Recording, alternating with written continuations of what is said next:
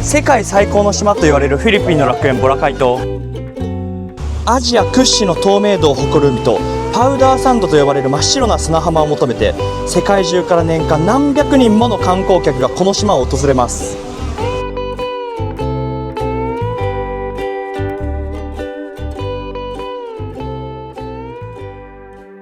I'm not agreeing for that. I don't want agree for Boracay Bridge. A lot of people no work, especially the motorboat, the motorbankers people.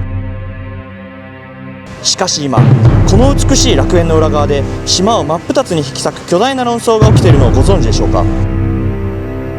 島を少し歩くと至る所で目にする不穏な文字、No Bridge。 そう、橋の建設が今まさに検討されているのです。なぜ生活が便利になるはずのインフラを島の人々はこれほどまでに拒絶しているのか。今日はこの楽園に計画されている 1.2 キロの巨大橋建設プロジェクトの光と闇、そしてその裏に潜む大人の思惑に迫っていこうと思います。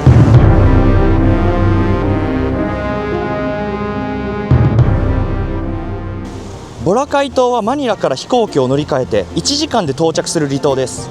全長はわずか7キロの小さな島で、ビーチサイドが4キロにわたって続いています。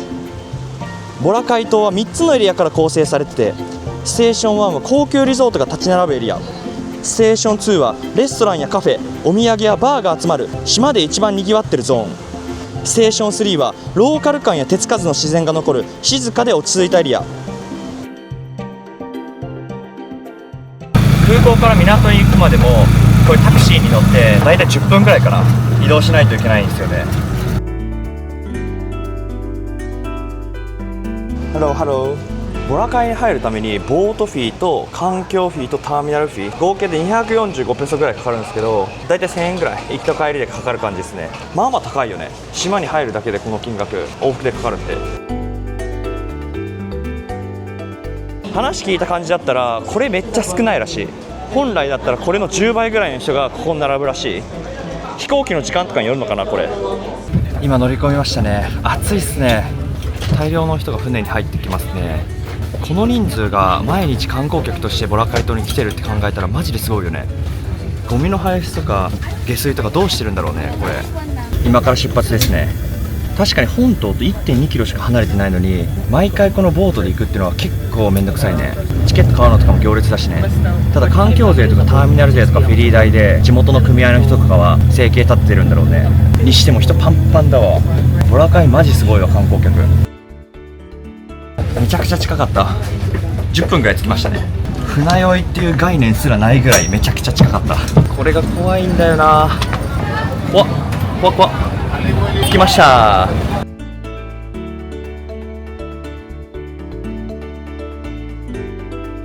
それにしても暑いなボラカイ。観光客とか大きなスーツケース持ってボートで渡ってこないといけないし、しかも島で使う大量の食材とか生活物資も全部この小さなボートに積み込んで運んでこないといけないんです。この労力考えたら結構大変じゃないですか。こんなに小さい島なのにこれほどまでの観光客の生活物資含めて全て本島から運んできてるんです。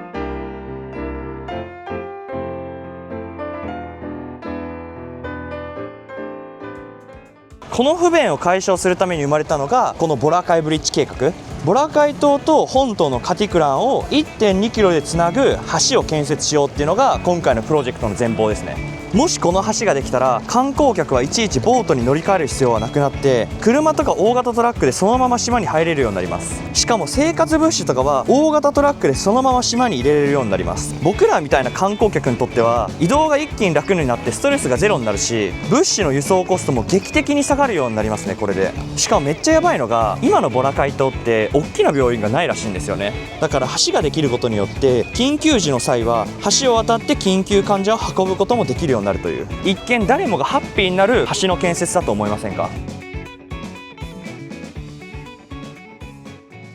街の至る所にこういう看板があります。例えばこれラブボラカイノートブリッジっていう看板ですね。ちょっと次行きましょう。たった5メートルぐらいしか歩いてないんですけど、次の看板こちらステイボラカイノートブリッジ。たった5メートルの地点にこういう看板があります。はい、ここにもそうですね。ノートゥボラカイブリッジってありますし、こっちにもありますね。ショートカットスキップザストーリーノートゥボラカイブリッジ。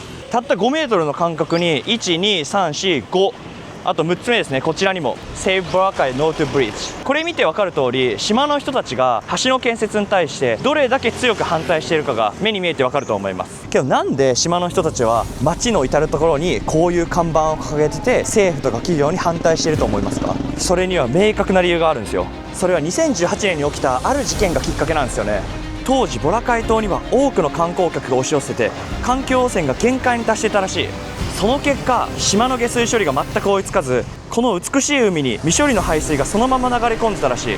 これを見た当時の大統領ドゥテルテ大統領がこの島を越えだめセスプールと呼んで6ヶ月間の島完全封鎖という前代未聞の強行手段に出たんです。この島の収益はほとんど全てが観光業だったのに対して、商業活動は全て停止したことによって観光客は1人も入れなくなり、働いてた人の収入はゼロになりました。いきなり政府の決定で6ヶ月間も収入ゼロになるって考えたら結構ゾッとしませんか？その時のトラウマが島の人にはずっと残ってて、自然を守らなければこの島に未来はないっていう教訓が今もなおずっと根付いてるんです。科学的にもこの島が1日に浮きられる人数の数、ゴミの量、排水の限界値は厳格に決まってます。勘のいい方はお気づきだと思います。これまでボートの運航時間や定員によって自然にコントロールされていた人間の流入制限が完全に崩壊することになります。24時間車や大型観光バス、トラックがひっきりなしに島に入ってくることで、せっかく2018年の閉鎖から血の滲むような努力で回復させてきた島の自然や下水インフラが再び今度は取り返しのつかないレベルで破綻するリスクがあるのです。一時的には観光業が盛んになりますが、海が汚くなることで数十年後の子供や孫の世代では仕事がなくなってしまうかもしれない。これが一番島の住民が恐れていることなのです。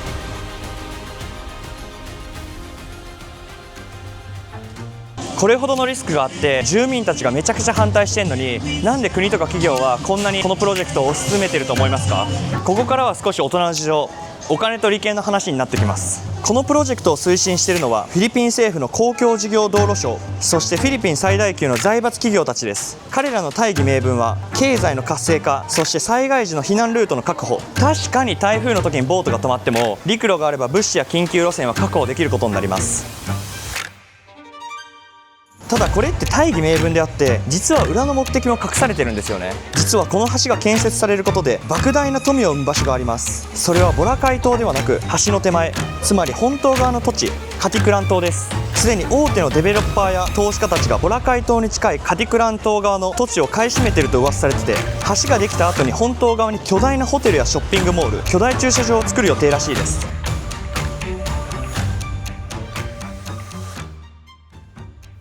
そのためにボラカイ島への橋の建設に積極的に政府と連携して動いているっていう噂があるらしいです。しかもこの対立を複雑にしているのがもう一つあって、それがコミュニティの存在です。現在本島と島をつなぐボートを運航している地元のボート組合や港の運営に関わる人たちです。彼らにとって橋ができることは死活問題で、自分たちのビジネスが完全に消滅することになります。単なる環境保全と経済発展という綺麗な構図だけではなく、新しい利権を握りたい大企業と国、今の利権を守りたい地元組織のドロドロとしたパワーゲームという側面もはらんでいるのです。ボラカイ島の橋建設だけでこんなに大人の事情がドロドロと絡み合ってるの結構やばくないですか？実際にボラカイ島で住んでる現地の人々は橋の建設に対してどう思ってるのか、これから実際にインタビューしていきたいと思います。